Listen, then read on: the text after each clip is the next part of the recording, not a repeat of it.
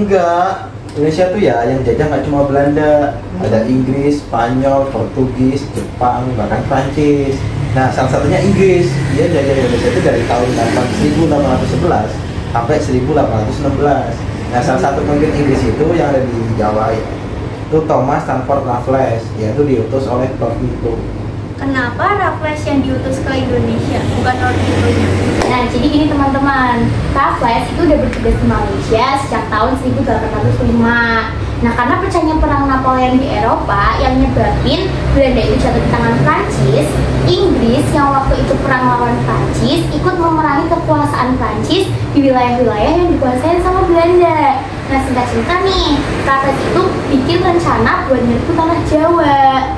Kenapa si Raffles ini tuh milih Jawa? Karena dalam benak Raffles saat itu, Jawa adalah tanah harapan dengan segudang harta karun.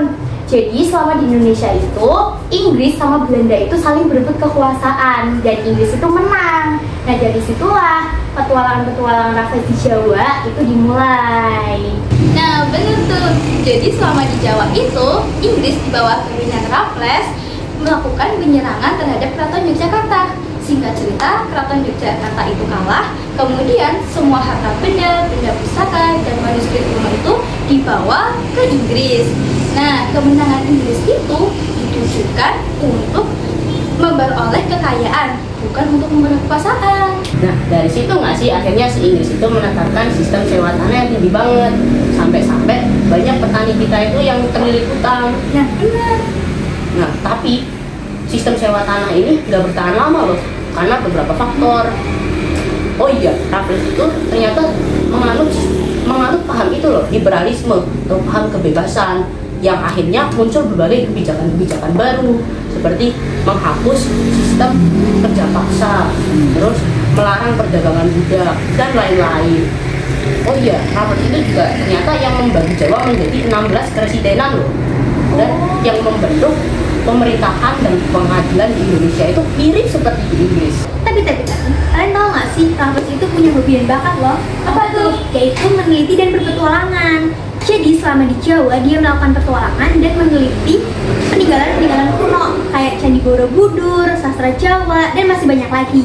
Dia juga belajar bahasa Melayu dan meneliti dokumen-dokumen sejarah Melayu yang mengilhami pencariannya tentang Candi Borobudur. Wow.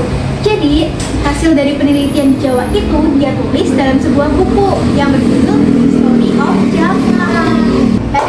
Nama Raffles itu kayak nggak asing gak sih?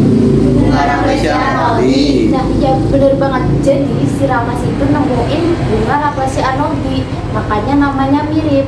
Selain itu, si Raffles itu meresmikan kebun raya Bogor loh.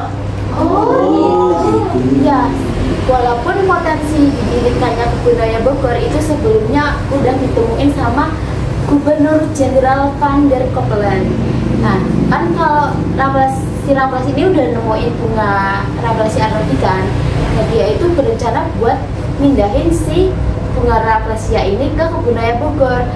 Tapi kan bunga Rafflesia ini tanaman endemik yang ditemuin di hutan Sumatera kan. Jadi dia itu nugasin peneliti Belanda buat mindahin bunga ini ke kebun raya Bogor. Berdasarkan hasil catatannya itu sih berhasil katanya, tapi nggak ada bukti yang kuat sih, makanya informasi ini masih diragukan. Bahan nih, kenapa masa kekuasaan Raffles itu singkat? Karena hal ini terkait dengan kekalahan Prancis di Perang Lipsi, di mana Belanda ini kan jajahan Prancis ya, karena Prancis kalah otomatis Belanda merdeka. Nah, ini ngebuka ruang bagi Belanda untuk berunding mengenai bekas wilayah jajahan Prancis, yang mana hal itu termasuk Indonesia yang dikuasai Inggris, karena Inggris kan kuasai Prancis.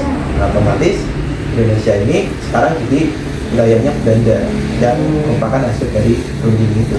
Oh gitu. Tapi ya Indonesia itu masih dijajah Sama siapa?